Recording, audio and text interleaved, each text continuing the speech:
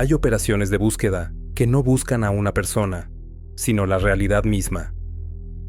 Nuestra historia comienza con la búsqueda de una mujer llamada Carla Bernell Lee. Este nombre existe en el espacio digital. Está tejido con fragmentos de las tragedias de otras personas. Pero el verdadero misterio no es lo que le ocurrió a una mujer, sino cómo las historias de dos vidas diferentes se entrelazaron para crear un fantasma digital. Hoy descubriremos por qué la búsqueda de Carla Bernell Lee no ha producido ni una sola prueba significativa en el caso de su desaparición. La historia de Carla Bernell Lee es la anatomía de un fantasma ensamblado a partir de los ecos de los destinos de otras personas. Una quimera digital que nos hace preguntarnos qué es más real, un ser humano de carne y hueso o su doble de información, que vive para siempre en los laberintos de la red. Esta investigación comienza donde acaban todos los mapas y las rutas conocidas, en un espacio donde los ecos son más fuertes que las voces y las sombras no las proyecta una persona, sino un conjunto de datos cosidos por la fría lógica de un algoritmo. Antes pensábamos que la huella digital era la prueba irrefutable de la existencia. Pero, ¿y si pudiera ser la prueba de lo contrario?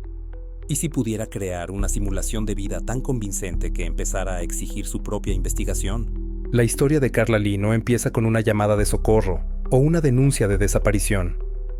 Empieza con el silencio. Un vacío ensordecedor y sonoro en las bases de datos donde debería haber registros de nacimiento, escolarización, trabajo. Su nombre aparece de repente, como salido de la nada, vestido ya con el luto de los rumores y las especulaciones. A diferencia de los casos ordinarios sin resolver, en los que existe un punto de referencia, el último día en que se vio con vida a una persona, Carla, no tiene ese punto. Aparece en la conciencia colectiva como ya desaparecida, como un misterio resuelto hace tiempo, cuya respuesta simplemente se ha perdido. Esta incertidumbre inicial es la primera anomalía del caso. Obliga a los investigadores a moverse en dirección contraria, no de la vida a la desaparición, sino de la presunta desaparición a intentar demostrar que hubo vida. Las búsquedas no se llevan a cabo en bosques o edificios abandonados. Se realizan en los espacios fríos y estériles de los archivos digitales, donde cada clic del ratón es como un paso en la nieve profunda, ajeno a las huellas humanas. Y cuanto más profunda es la inmersión, más fuerte es la sensación de que el objeto buscado no es una persona, sino una idea, peligrosa e infecciosa. Es como intentar atrapar la niebla con las manos.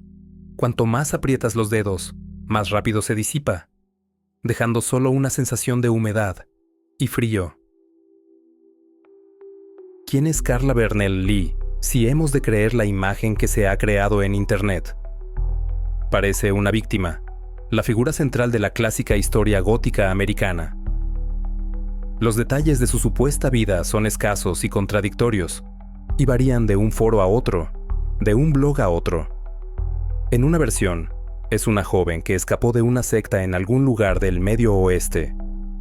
En otra, es una madre soltera de Luisiana que abandonó a su hijo y desapareció tras una misteriosa llamada telefónica.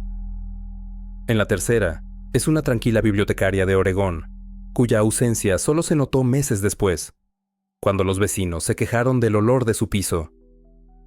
Edad, ocupación, estatus y social, todos estos marcadores fundamentales de identidad faltan en Carla. No se la define por lo que fue, sino por lo que ha llegado a ser. Un enigma. Su historia es un lienzo en blanco en el que cualquiera puede pintar sus miedos y suposiciones. Es este vacío lo que la hace tan atractiva. Se convierte en el objeto perfecto para la especulación, un recipiente que llenar con las teorías más oscuras.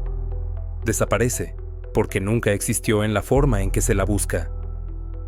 Está perdida en las cámaras de eco de los datos, donde algoritmos ignorantes de las emociones humanas cosen retazos de información para crear monstruos. Es un fantasma nacido del inconsciente colectivo de Internet, una figura tejida con el miedo a lo desconocido y el deseo de encontrar orden en el caos. El contexto de esta situación es único. Normalmente, en una operación de búsqueda participan profesionales, rescatadores, policías, voluntarios. En la búsqueda de Carla Lee, participa una multitud anónima y sin rostro. Es un ejército de detectives en línea, armados no con walkie-talkies y navegadores, sino con motores de búsqueda y acceso a bases de datos abiertas. No rastrean cuadrados de terreno, sino terabytes de información, buscando coincidencias, construyendo teorías que se ramifican y multiplican con cada nuevo comentario. El conflicto oculto en este caso se encuentra en la superficie. Es una guerra entre rumores y hechos, entre la creencia colectiva en la existencia de Carla y el silencio ensordecedor de los documentos oficiales. Cualquiera que intente llegar a la verdad se enfrenta a esta tensión. Por un lado, decenas de sitios web que relatan con confianza su trágico destino. Por otro, la ausencia total de un solo informe oficial, de un solo recorte de periódico que confirme que una mujer con ese nombre estuvo efectivamente desaparecida en su día. Esto crea una atmósfera de disonancia cognitiva en la que la propia realidad parece maleable y poco fiable. La búsqueda se asemeja a una excavación arqueológica en la que, bajo capas de especulación y fantasía, hay que encontrar al menos un fragmento de un hecho real, pero cada nueva capa resulta ser tan artificial como la anterior. A primera vista, parece un caso estándar sin resolver, uno de los miles que acumulan polvo en las estanterías de Internet. Hay un nombre, hay una historia, aunque vaga. Hay una comunidad de personas unidas por el interés en el misterio. Esta estabilidad externa crea una ilusión de seguridad, la sensación de que solo nos enfrentamos a una tarea compleja, pero bastante solucionable. Parece que solo falta un elemento, un testigo clave o un documento perdido que unirá los puntos. Esta confianza se ve reforzada por el propio lenguaje utilizado para describir el caso. Se utilizan los términos habituales del género true crime, caso sin resolver, desaparición misteriosa, testigos silenciosos. Todo ello crea un capullo narrativo familiar dentro del cual el espectador o lector se siente cómodo. Conoce las reglas del juego. Espera pistas, interrogatorios, reconstrucción de los hechos. Esta preparación, esta inmersión en una atmósfera familiar, es un elemento clave del drama, porque cuanto más seguros nos sentimos al principio, mayor es el choque al enfrentarnos a la verdad. Los hilos de discusión de los foros crecen hasta alcanzar cientos de páginas. Los usuarios intercambian hechos que resultan ser meras repeticiones de especulaciones ajenas. Pero en este bullicio colectivo nace la ilusión de autenticidad. El último eslabón en este caso, irónicamente, no es un mensaje a los seres queridos, ni una llamada telefónica. Es el hecho mismo de que esta historia exista en Internet. Numerosos mensajes en foros, artículos en sitios web dedicados a crímenes sin resolver. Todos sirven como una especie de último contacto. Afirman con confianza: sí, Carla Bernell Lee existió. Sí, está desaparecida. Esta certeza colectiva actúa como un sedante. Crea una falsa sensación de que los cimientos de la historia son sólidos. Parece que porque tanta gente habla de ello, debe haber algo detrás. Esta ilusión se ve reforzada por los detalles que pululan de una fuente a otra, añadiendo nuevos detalles, creando la apariencia de una información confirmada. Esta certeza de los familiares, que en este caso es la propia comunidad de Internet, prepara el terreno para el giro argumental principal. Prepara el escenario para un drama en el que, como se descubre más tarde, el protagonista ha desaparecido. Es como preparar una expedición a una tierra desconocida, basándose en un mapa trazado a partir de las historias de quienes nunca han estado allí. El equipo está listo, la ruta fijada, el equipo entusiasmado. Nadie sospecha que la tierra a la que viajan simplemente no existe. En cualquier operación de búsqueda, llega un momento en que la niebla de las suposiciones se disipa y aparece el primer rastro claro sobre el terreno. Este momento convierte la espera pasiva en acción activa. En el caso de Carla Bernell Lee, este punto de inflexión no se produce con el descubrimiento de un coche abandonado o una nota de suicidio, sino con la aparición del primer hecho concreto y verificable: la búsqueda, que hasta entonces había deambulado en un laberinto de rumores, encuentra de repente un punto de apoyo. Ese punto, sin embargo, resulta ser mucho más oscuro y frío de lo que cabría esperar. El rastro no conduce a la historia de un alma perdida, sino a la primera narración básica expuesta en el expediente. Se trata de un crimen brutal, escandalosamente público, que no se desarrolla en las sombras, sino bajo la luz despiadada de las pantallas, donde la violencia se convierte en espectáculo. En el centro de esta narración se encuentra un hombre llamado Earl Lee Johnson. Según el material, se enfrenta a una cadena perpetua por un asesinato, pero no un asesinato ordinario, sino uno que fue retransmitido en las redes sociales. La plataforma para este horrible acto fue Facebook Live, convirtiendo un acto privado de violencia en un espectáculo público. Este hecho desplaza inmediatamente el foco de atención de la simple pregunta, ¿qué ocurrió?, a cuestiones más profundas e inquietantes sobre el móvil, la audiencia y el papel de la tecnología en la amplificación del horror.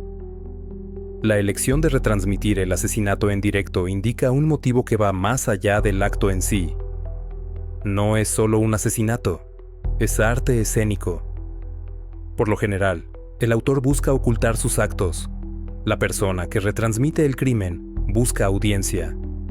Este acontecimiento, este desencadenante, se convierte en el punto de partida que transforma la amorfa leyenda de Carl Lee en algo que puede estudiarse bajo el microscopio de la ciencia forense. Los detalles del crimen descritos en el expediente no hacen sino subrayar su carácter personal y violento. Al parecer, la víctima sufrió múltiples puñaladas. Este método de asesinato, a diferencia de un disparo a distancia, requiere proximidad, contacto físico y fuerza. Crea una paradoja inquietante con la distancia digital que proporciona el disparo en directo. Hay una tensión entre dos opuestos. Por un lado, la brutalidad primitiva y táctil, y por otro, la naturaleza fría y distante de la retransmisión digital que convierte la agonía real en un flujo de píxeles para una audiencia anónima. El medio no es accesorio en este caso, es fundamental para la naturaleza del crimen y la psicología del autor. No es solo una forma de documentar la violencia, sino una forma de convertirla en un acontecimiento, de hacer que el mundo observe sin poder intervenir. Es aquí, en este informe frío y clínico, donde la búsqueda encuentra su primera contradicción insoluble. Es un hallazgo que no encaja en ninguna de las versiones, que existe como una anomalía, como un fallo lógico en el sistema. No es un objeto extraño hallado en el lugar de un accidente, no es un rastro que se desprende misteriosamente. Es algo mucho más fundamental. Es la fecha. El expediente del caso indica que ha comenzado la selección del jurado en el tribunal del 19º circuito. El juicio propiamente dicho, dice el documento, comenzará el 8 de septiembre de 2025. Esa fecha, 2025, es la ruptura definitiva e irrefutable de la realidad del caso. Convierte una prueba potencial en un obstáculo insalvable. Surge una paradoja que no se puede eludir.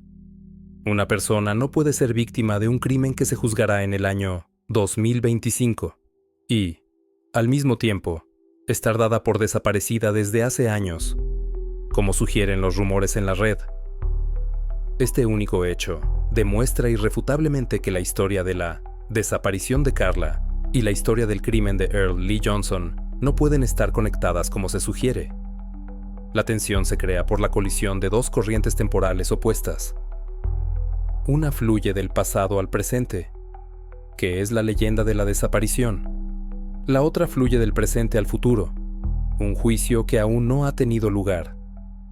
En el punto en el que se cruzan, se encuentra Carla Bernell Lee, una figura que, como va quedando claro, no puede pertenecer a ambos mundos al mismo tiempo. Es como excavar una ciudad antigua para encontrar un artefacto con fecha del futuro, un detalle que no solo no encaja en el cuadro, sino que destruye el propio lienzo. El impacto de este descubrimiento es más intelectual que emocional. No es un grito de horror, sino un estupor silencioso y frío. El momento en que el investigador que mira la pantalla se da cuenta de que el mapa que ha estado siguiendo no solo está equivocado, sino que describe una realidad diferente. Todas las teorías anteriores, todos los hilos de los foros, todas las especulaciones sobre la conexión de Carla con el caso, se desmoronan en un instante. Esta sensación es parecida a la de un montañero que, tras haber escalado la cima, ve que solo era una falsa cima, y que la verdadera montaña está a kilómetros de distancia, detrás de un desfiladero infranqueable. Aquí la emoción es contenida, profesional, pero no por ello menos fuerte. Es la frustración del tiempo perdido. Es la irritación de darse cuenta de que se ha sido víctima de una trampa informativa. Hay silencio. Un silencio en el que solo se oye el zumbido de la unidad del sistema. En ese momento, se reevalúa toda la operación. Si la pista principal resultó ser una farsa, ¿cuál era la base del caso en primer lugar? La creencia en la existencia de Carla Bernell Lee se resquebraja por primera vez. Hasta ese momento, había sido un axioma, un punto de partida. Ahora se convierte ella misma en objeto de duda. Este choque no genera pánico, sino una rabia fría y analítica. Un deseo de comprender no tanto lo que le ocurrió a Carla, sino cómo se construyó esta compleja desinformación de múltiples capas.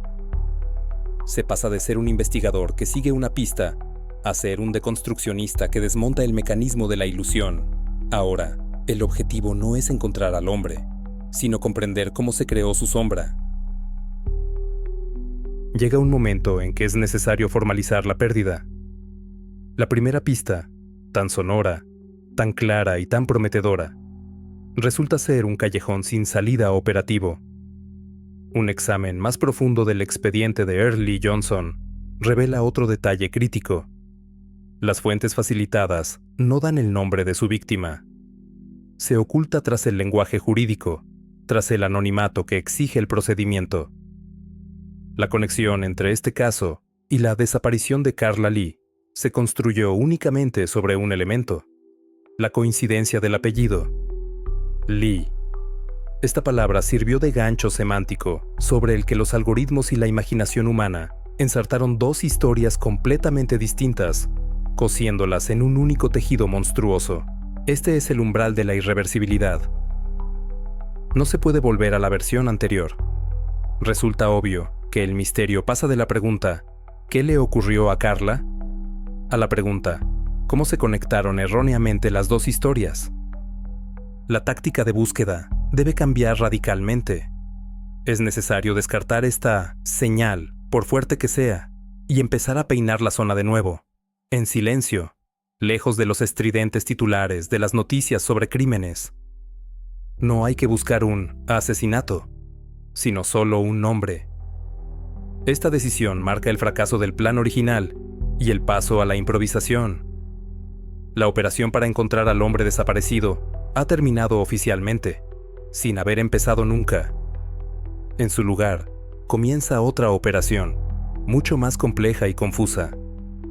Una operación para encontrar la verdad en un espejo digital agrietado.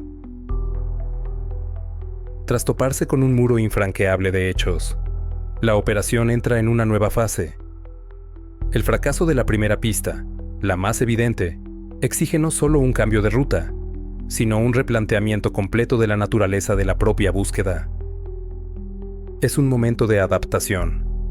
En lugar de seguir golpeando contra el frío muro de la narración del crimen, se impone la improvisación. Si la narrativa pública y ruidosa del asesinato ha demostrado ser una trampa, quizá la respuesta esté en su opuesto, en el silencio y la oscuridad. La táctica pasa de escuchar fuertes ecos a intentar captar susurros apenas audibles. La búsqueda se aleja del estudio del crimen para adentrarse en el estudio de la memoria. Es una decisión dictada por la desesperación, pero basada en la fría lógica. Si el nombre de Carl Lee se asoció por error al caso de Earl Lee Johnson, entonces debe haber una fuente primaria en alguna parte. Otro Carl Lee, cuya huella digital fue arrastrada inadvertidamente a este vórtice. Esta transición es similar a cuando un grupo de búsqueda Tras haber perdido el rastro en una meseta rocosa, decide descender por un desfiladero cubierto de maleza que antes se creía infranqueable. Es una maniobra arriesgada que requiere un conjunto completamente distinto de herramientas y habilidades. En lugar de analizar documentos legales, ahora hay que escudriñar pacientemente en sitios web de genealogía, archivos de obituarios y redes sociales. Es un trabajo minucioso, casi meditativo, en el que lo que importa es la atención a los detalles, no los resultados rápidos. La improvisación implica abandonar el objetivo original, encontrar a la persona desaparecida y adoptar uno nuevo, averiguar cómo se creó su leyenda. La búsqueda pasa de la pregunta ¿dónde está? A ¿de qué está hecho? Es un cambio fundamental que convierte la investigación de criminal en casi filosófica. La fase prolongada de la operación está en marcha. Ya no se trata de una rápida carrera por el sendero, sino de un lento y agotador peinado del terreno digital. La dura vida de esta operación no consiste en noches frías en tiendas de campaña, sino en sesiones de horas frente a un monitor, donde el único sonido es el zumbido de la unidad del sistema y los clics del ratón. Es una inmersión en una nueva realidad, un mundo de cementerios digitales que guardan millones de historias, truncadas y olvidadas. Plataformas como Legacy.com se convierten en el principal campo de búsqueda. Cada página, cada esquela, es una pista potencial u otro callejón sin salida. El trabajo se convierte en una rutina, una repetición metódica de los mismos pasos, tecleando el nombre Carl Lee en el cuadro de búsqueda, aplicando filtros por fecha, por estado, por palabra clave. Es la presión constante de los elementos, pero los elementos de la información. En lugar de viento y nieve, hay ruido informativo, ruido blanco de datos que amenaza con ocultar el detalle que buscas bajo una avalancha de información irrelevante. Cientos, miles de mujeres con ese nombre. Carla Lee, una profesora de Ohio que murió en la década de 2000. Carla Lee, una veterana de Vietnam de Texas. Carla Lee, una adolescente de California que murió en un accidente de coche. Cada una de ellas es una historia separada y completa que no tiene nada que ver con nuestro fantasma. El proceso es agotador, desgasta el entusiasmo, dejando solo la persistencia mecánica. Es como el trabajo de un buscador de oro que lava toneladas de arena con la esperanza de encontrar un solo grano. En algún momento hay un colapso psicológico. El trabajo choca contra un muro. Interminables horas de búsqueda no aportan más que fatiga y una creciente sensación de lo absurdo de lo que está ocurriendo. Las dudas sobre el propósito mismo de la operación se vuelven casi insoportables. ¿Y si no existe otra Carla Lee? ¿Y si el nombre, en el caso de Earl Lee Johnson, es una mera coincidencia y toda la leyenda de Carla Bernell ha sido inventada por alguien de principio a fin, como una broma malvada o un experimento social? La creencia de que este enigma tiene solución empieza a desvanecerse. La sensación es parecida a la de una persona perdida en un laberinto de espejos, donde cada movimiento solo crea nuevos reflejos, pero no le acerca a uno a la salida. Esta crisis se ve agravada por la propia naturaleza de la búsqueda digital. A diferencia del mundo físico, donde la ausencia de rastros es información en sí misma, en el mundo digital, la ausencia de información es simplemente vacío. No prueba, ni refuta nada. Solo aumenta la incertidumbre. Hay un sentimiento de culpa, una sensación irracional de que te estás perdiendo algo, de que la respuesta está justo delante de tus ojos, pero no puedes verla por tu propia falta de atención o fatiga. Este es el momento más peligroso de cualquier investigación prolongada. El momento en el que el investigador está listo para rendirse, admitir la derrota y cerrar el caso, dejando al fantasma vagar por su dominio digital. Es en ese momento, en el fondo de la desesperación, cuando la búsqueda parece absolutamente inútil, cuando se produce un giro interior. No se debe a una idea brillante, sino a la simple persistencia, a un último intento, casi desesperado, de comprobar una combinación más de filtros. Y esta vez, entre cientos de enlaces sin rostro, aparece algo diferente. Un nuevo punto de referencia. No es un titular estridente. No es una pista gritona. Es una silenciosa y humilde página de obituarios en la plataforma legacy.com. El titular dice simplemente Carla Lee. Pero la fecha que aparece debajo hace que el corazón se hunda. Las entradas del libro de visitas están fechadas en noviembre de 2013. Este es el segundo hallazgo clave. La segunda narración. Si la primera era fría y violenta, esta, la segunda, resulta ser cálida, lúgubre e íntima.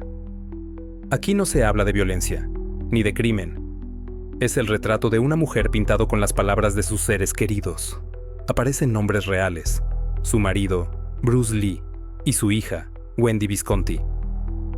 Este descubrimiento no responde a la pregunta final, pero la cambia por completo. Ya no es solo la búsqueda de un fantasma. Es la colisión de dos realidades documentadas pero completamente incompatibles. Una Carla Lee está relacionada con un crimen que ocurrirá en el futuro. La otra, Carla Lee, murió en el pasado, rodeada de amor. La operación recibe un nuevo e inesperado impulso. El objetivo ahora no es encontrar a la persona desaparecida, sino comprender cómo estas dos mujeres, separadas por la muerte, el tiempo y la esencia misma de sus historias, pudieron dar a luz a una tercera doble inexistente. La esperanza, en el sentido habitual de la palabra, había muerto en el momento en que la fecha del juicio de Earl Lee Johnson apareció en la pantalla del monitor. La esperanza de encontrar a una persona viva y desaparecida se había evaporado ante la fría paradoja del tiempo. Pero en su lugar, nació otra esperanza más compleja y casi académica. Encontrar una historia única y coherente que pudiera explicar todas las contradicciones. Ahora, con el descubrimiento de una segunda narración, la esquela de Carla Lee, fallecida en el año 2013, esta última esperanza se desvanece. Queda claro que no existe una única historia. Solo hay dos fragmentos, dos realidades que nunca debieron entrar en contacto, pero que de algún modo colisionaron en el espacio de la información, dando lugar a una tercera imagen fantasma. La operación de búsqueda, que comenzó con el objetivo de encontrar al hombre, está llegando a su fin, pero no se encuentran respuestas. En lugar de claridad, solo hay más misterios. No se trata solo de una falta de respuestas, sino de un colapso fundamental de la idea misma de que todo misterio debe tener un final lógico, aunque trágico. Aquí no hay final, solo el eco de dos historias que resuenan en el vacío. Este estado puede compararse al agotamiento final de un equipo de rescate que ha pasado semanas en la montaña peinando la misma plaza. Los días de búsqueda se funden en un ciclo interminable de comprobación de hechos, en el que cada nuevo clic del ratón es como pisar una pendiente helada que no aporta ni alivio ni resultados. Las técnicas, en este caso las herramientas analíticas, dan lo mejor de sí, pero no pueden conectar lo inconexo. El recurso que es la fe en la resolución lógica está a punto de agotarse. La sociedad, en forma de los propios foros y blogs que dieron origen a esta leyenda, está cansada de esperar. Sigue aferrada a la versión original, más simple y dramática de la desaparición, ignorando los hechos que no encajan en la cómoda trama. Los funcionarios, si estuvieran a cargo del caso, insistirían en la versión más simple, un accidente o un error de datos. Pero esta versión no explica la profundidad de la controversia, ni cómo nació exactamente la leyenda. La sensación de incompletitud se vuelve casi física. No es solo un caso abierto, es una herida abierta en el tejido mismo de la realidad, que demuestra que en el mundo digital pueden existir cosas que son a la vez reales y absolutamente imposibles.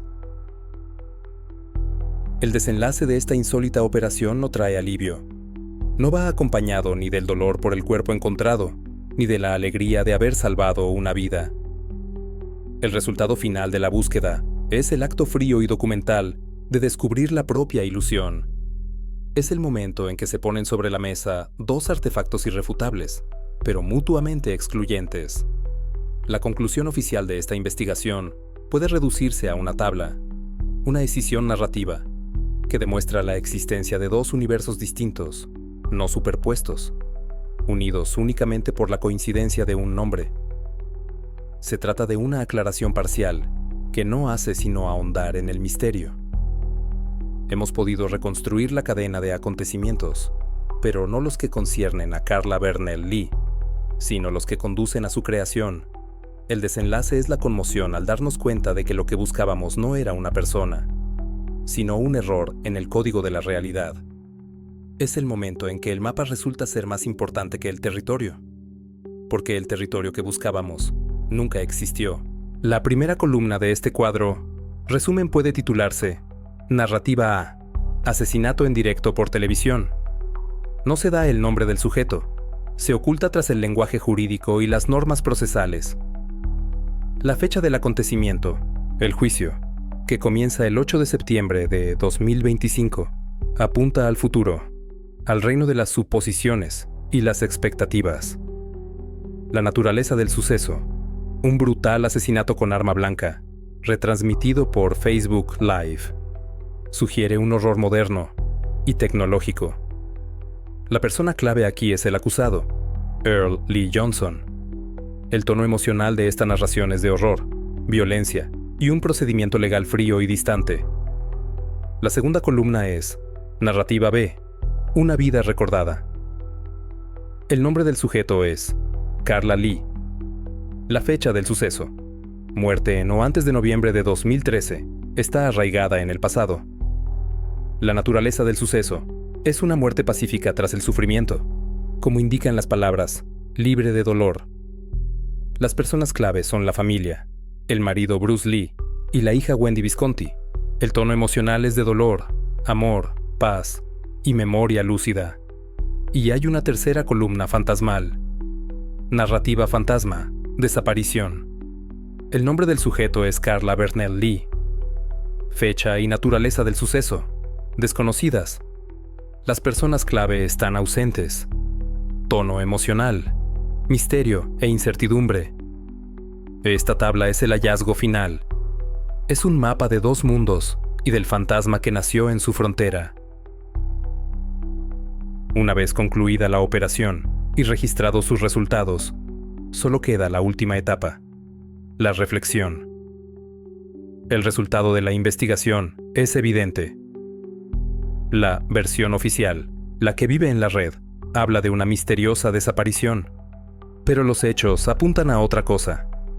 Indican que Carla Bernell Lee nunca existió. El misterio se desplaza así definitivamente. La cuestión no es qué le ocurrió a Carla, sino cómo nació esta historia errónea. La génesis de este fantasma digital puede desglosarse probablemente en 5 etapas sucesivas, 5 fallos del sistema que condujeron a la creación de la leyenda. La primera etapa es la asociación de palabras clave. Un algoritmo de motor de búsqueda, desprovisto de comprensión humana del contexto, asocia mecánicamente el apellido común Lee con la palabra asesinato del caso Earl Lee Johnson. Para la máquina, no se trata de una tragedia, sino de 2 palabras que suelen aparecer juntas en las noticias. Es un acto de lógica frío y sin pasión. Una sinapsis digital que conectó 2 nodos de datos sin la menor idea de su significado. El segundo paso es la colisión de datos. Una vez hecha la primera asociación, el algoritmo continúa su búsqueda, impulsado por su lógica desalmada, y encuentra una página en legacy.com dedicada a Carla Lee, otra Lee, que se asocia con la palabra muerte. En este punto, se produce una colisión catastrófica.